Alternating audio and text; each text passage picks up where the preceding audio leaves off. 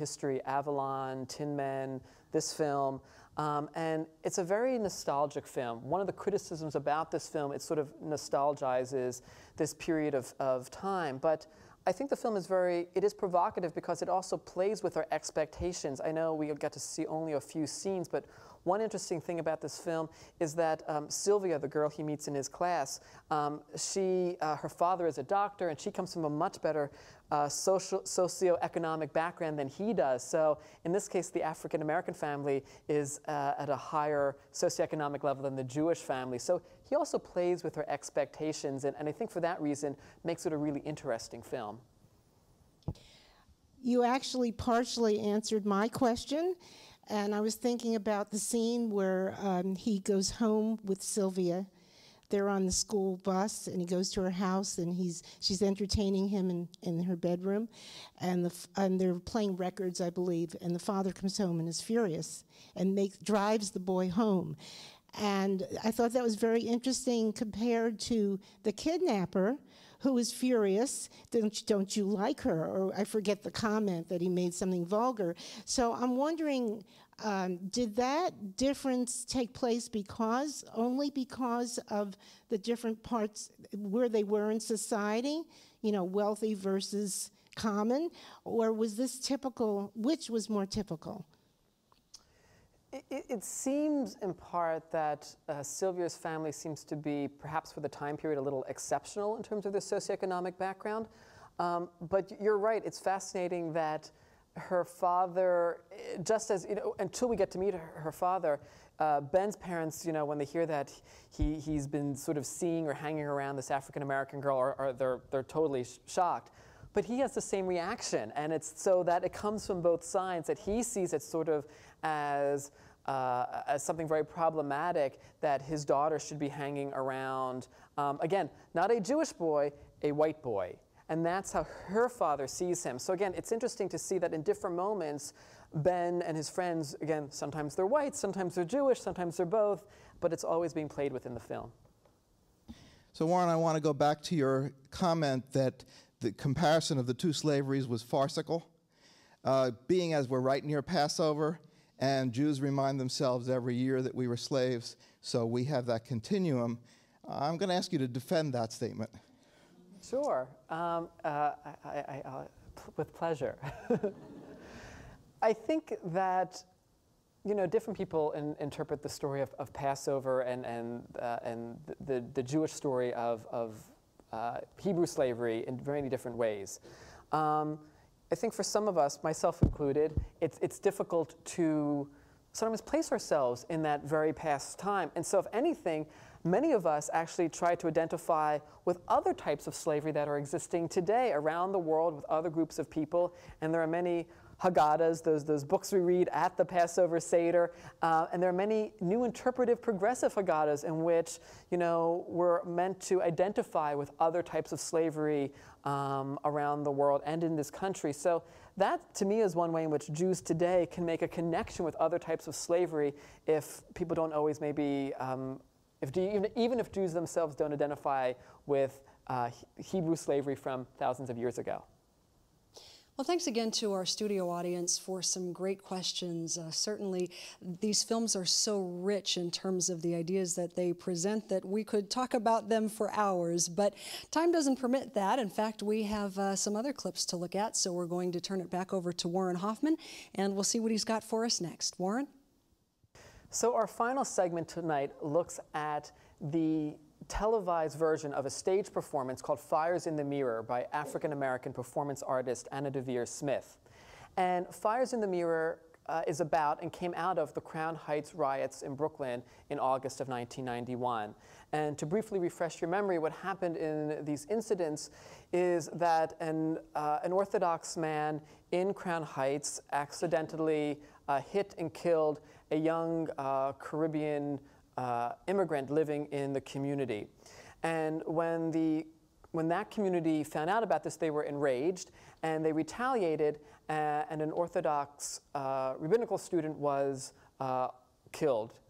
And riots between the two communities ensued over the period of several days. And Anna Devere Smith wanted to try to investigate this clash and try to get at the heart of it and try to maybe understand why did it happen.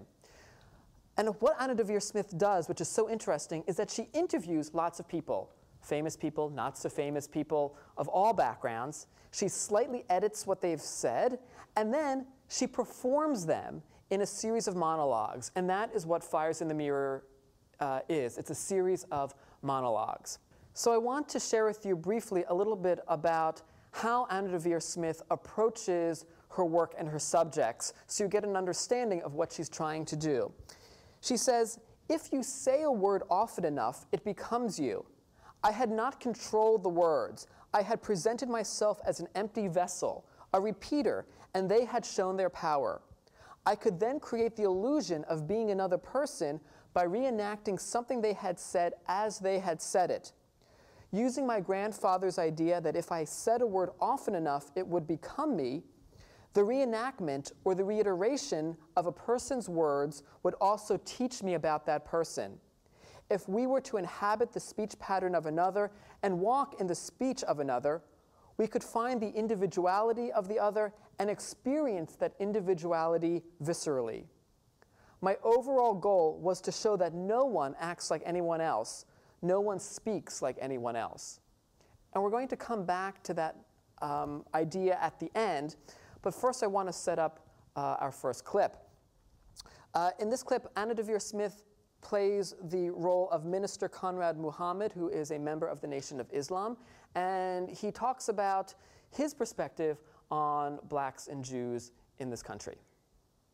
The condition of the black man in America today is part and parcel due to the devilishment of the Caucasian people who robbed us of our humanity and put us into the throes of slavery. Our black parents, packed onto slave ships like cattle, like sardines, amid feces and urine. Our women raped before our own eyes, so that today some look like you. Some look like me. This was a crime of tremendous proportion. No crime before or since equals this crime. Oh, the Holocaust did not. Absolutely not. First of all, that was a horrible crime. That crime also stinks in the nostrils of God. But it in no way equals slavery. We lost over 100, and some say 250 million in the Middle Passage alone, coming from Africa to America. We didn't just lose 6 million. We didn't just endure this for 6 years, from 38 to 45 or 39 to. We endured this for over 300 years. The total subjugation of the black man. They have stolen our garment. The Honorable Louis Farrakhan teaches us that we are the chosen. We are the ones that the Almighty God, Allah, has selected as the chosen people, and they are masquerading in our garment. The black man doesn't have an identity today. The Jews. There are 7 verses in the Bible. I believe it is in Deuteronomy, upon which the Jews base their entire theological exegesis with respect to being the chosen. 7 verses in the scripture that talk about a covenant with Abraham. This monologue is definitely one I think of the more challenging monologues in Fires in the Mirror. And there are about 20 monologues from all different perspectives and backgrounds, and I think that's part of what Anna Deavere Smith is trying to do, is to show the diversity of opinions. To me, it's interesting to think about what this character is talking about in relation to maybe what we just saw in Liberty Heights, trying to make sense of how do we compare different experiences between these groups. And the Minister Muhammad has difficulty trying to put slavery, well, or I should say, he doesn't have difficulty. He sees slavery as being worse than the Holocaust. But the question is, how can you begin to sort of really compare tragedies? What makes something worse than the other? And I think it points up the difficulties at times of trying to make sense of different experiences. The other thing we see at the end of his monologue is this question of chosenness. Who really are the chosen people? And again, arguing for a sense of black superiority. So I think, again, trying to turn certain notions on their head and, again, give us a different angle into black and Jewish relations. The second monologue we're going to look at, very different, I would say. It's of Rosalind Malamud, who was she's an Orthodox woman who was present at the Crown Heights riots, and she is going to talk about the relationship between her and her black neighbors at the time of the riots. And what I would pay most attention to is the issue or some of the contradictions that I think she brings up in what she has to say. Do you know that the blacks who came to riot here were not my neighbors? I don't love my neighbors. I don't know my black neighbors. There is a lady on President Street, Clea. I adore her. She's my girlfriend's next door neighbor. I've had a manicure done in her house. We sit in kibbutz and stuff. But I don't know them. I told you, we don't mingle socially because of the difference of food and religion and what have you here. But the people who live in this neighborhood, they want the same thing out of life that I want. They want to live in a nice house. They all go to work. They couldn't possibly have houses here if they didn't. They normally have two incomes that come in. They want to send their kids to college. They want to live a nice, quiet life. They want to shop for their food and cook their meals and go to their Sunday picnics. But the people who live in this neighborhood, I talked to my black neighbors. They were hiding in their houses just like I was. They were scared. I mean, we were really, really scared. I was really, really frightened. I mean, I had 500 policemen outside of my house. I had mounted police, but I couldn't go out because I couldn't come back after dark. I couldn't meet anybody for dinner.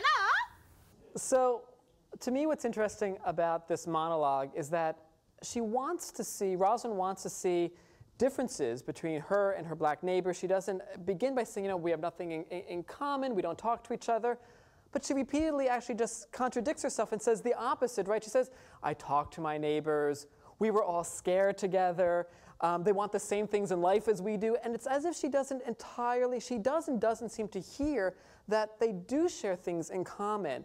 And I think what part of, again, her monologue reveals is that people need to actually sort of like listen a little bit more and open their eyes and talk and realize that, again, yes, at times there are difficulties and differences, but there are things that connect people as well. All this, though, I would say comes back to those initial words I shared from Anna Deavere Smith about trying to inhabit the other person. And we began tonight, and we've been talking about blacks and Jews very much as if they are these monolithic groups of people, right? Blacks are this and Jews are this. But what Anna Deavere Smith's work reveals is that what's really important is the individual. And that even within these groups, there's a lot of diversity, a lot of individuality. And I think what she shows is that if we're going to sort of get beyond some of these tensions, if a conversation is going to happen, we have to listen to the individual. We have to get past those stereotypes. And I think that's the power of what Fires in the Mirror does.